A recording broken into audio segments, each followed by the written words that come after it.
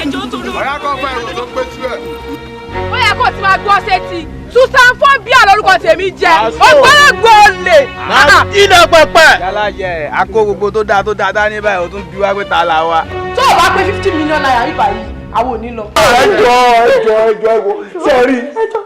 sẹ́rí èmi mo yé wa yìí mi ò ń ṣe honorable èyí gẹ́gẹ́ ní original honorable. bẹ́ẹ̀ni. jẹ́jẹ́ o. tọ́jú tó fẹ́ pè yàn nìyẹn ìtumọ̀. Mr. Man move. máa ń pàdé ẹ̀. ó yá perúkọ ẹ̀ ká gbọ́. jẹ́jẹ́. ọmọ ènìyàn ẹ tún ti gbéṣẹ́ yín dé. But mind you, within 4 hours tó wọ́n ìwádìí bíbá yìí ìyàwó ẹ̀ máa lọ sí. mo kì í dọ́nà fọmọ lọ́nà mo ti ṣínà mo ti kọ́ àwọn bọ́ọ̀sì mo ti ní káwọn bọ́ọ̀sì mi kú lójọ́ náà ẹ̀rọ sáà kẹ́yìn orí mi wọlé.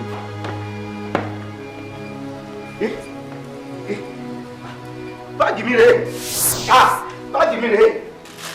ìjọba náwó nàìjíríà dé ìwà àtọ̀dá rẹ̀ kò tá a bá sọ bọ́pọ̀ lọ pé sọmọ nípa. ẹ fẹ́ẹ́ jọ̀hún ẹ̀wọ̀n ẹ̀jọ̀gbẹ́ àpótẹ́pàrà ni mí o. tí ṣìgìdì bá fẹ́ tẹ́ yóò nìkan gbóòn lodò ń fẹ́ lọ wẹ̀ ojú ẹ̀sìn rẹ̀ ṣú kò ní pẹ́ tí ó rọ̀.